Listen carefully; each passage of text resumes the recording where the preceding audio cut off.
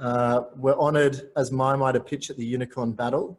MyMy is fast on its way to becoming my second unicorn after being the global head of Hong Kong's first unicorn, a company called Airwallex, before moving here to start MyMy. MyMy is a Malaysian-owned and operated, soon to be in the future, digital bank. The name MyMy stands for MY, the Malaysian country code, My Malaysia, but what we're really all about as a business is about empowering people to take control of their finances. So it's about my money, my way. The reason why we're building a digital bank in ASEAN is that in 2017, the World Bank said that there was 500 million people in ASEAN that had a mobile phone, but no access to a bank account. A lot of that is around the geography of ASEAN, which is unique, having over 25,000 islands, 8,000 of those populated. And most of the regulators in ASEAN, only in the last 12 months, have started to institute digital onboarding. So for the large majority of people, it's been impossible to get a bank account. I know that we're, like a lot of the people on the call here, are from Malaysia, and it's quite a well-banked part of the ASEAN space.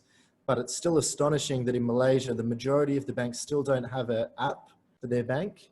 So the technology side is also quite weak in this market.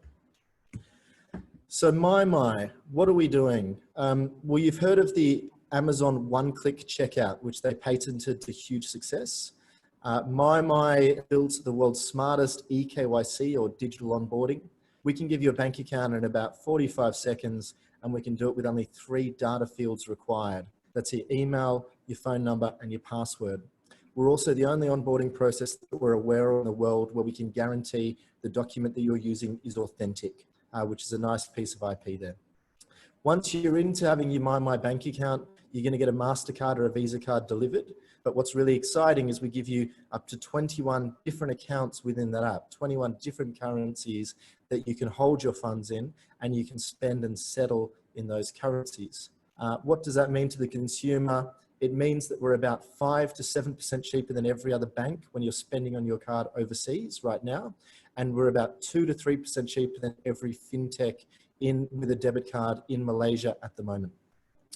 Lastly, we have a very strong Sharia committee. There's 250 million Muslims in ASEAN that have financial services products which haven't really been built from the ground up to meet the ethics of Sharia compliance.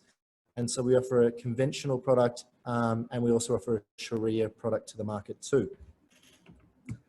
Outside of me and the team, we've got 3 co-founders. We've got Kishore, who was the youngest head of marketing at Maybank.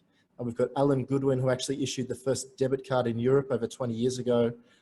We've got our CTO, who's built 4 digital banks before. And not a co-founder, but last but not least, our chairman, Tunku Ahmad Bahanuddin, who was on the board of CIMB here, currently on the board of Bank Rakyat. Last year we won. That's it? Yeah, the time is over. Let me just give you just one quick thing, guys. Click on that, look up that link. Over lockdown, when we haven't been able to operate in Malaysia, we've actually created a new company in Australia doing digital financial services as a SaaS model. And this week we actually signed our first client. So very exciting way to spend our lockdown. Thank you. Thank you so much. So next one, please. Next question. Sorry. Hi, Joe. Just a question, because I have received 3 business plans from 3 different digital bank in Malaysia. So what's your status now in terms of the regulation, the application of the license? Well, Malaysia's yet to release its digital banking regulation to the market. However, we're in the sort of final stages of receiving an e-money and an MSP license in the market.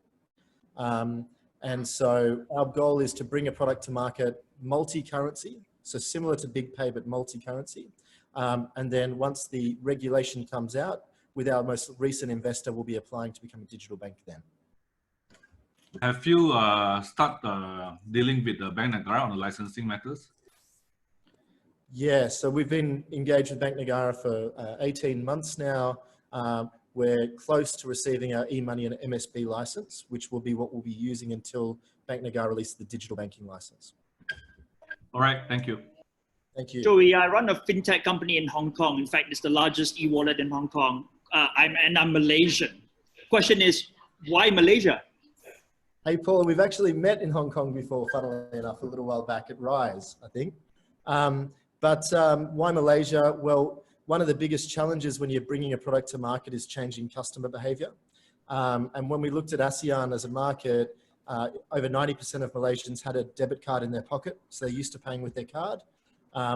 Very high smartphone penetration, but at the time that we moved here, digital transactions was only at about 10%. So we saw that everyone had the card. It wasn't a big change in customer behavior to give them a much stronger solution. Merchant terminals were everywhere, and there was a really big gap in the market around usage. Hi, Yes, mate. Joey. Joey? Yeah, there's a paid up. Hi. Yeah, good to see you. There's a paid up capital requirements for digital banks in Malaysia. I think it's something like a few 100 million. Was it 200 million?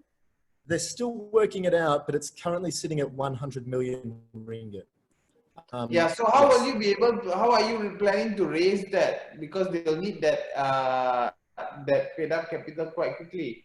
It's very important, yes. So we don't believe from our sources inside the central bank, and Ganesh, I'm sure you'll be receiving the same information, that they will be announcing any winners of the digital banking licenses until about Q1 to Q2 in 2021.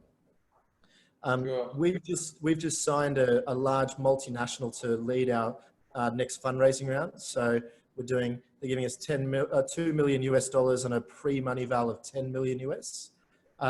So part of the call today is we're open to another strategic investor that brings something of value to us.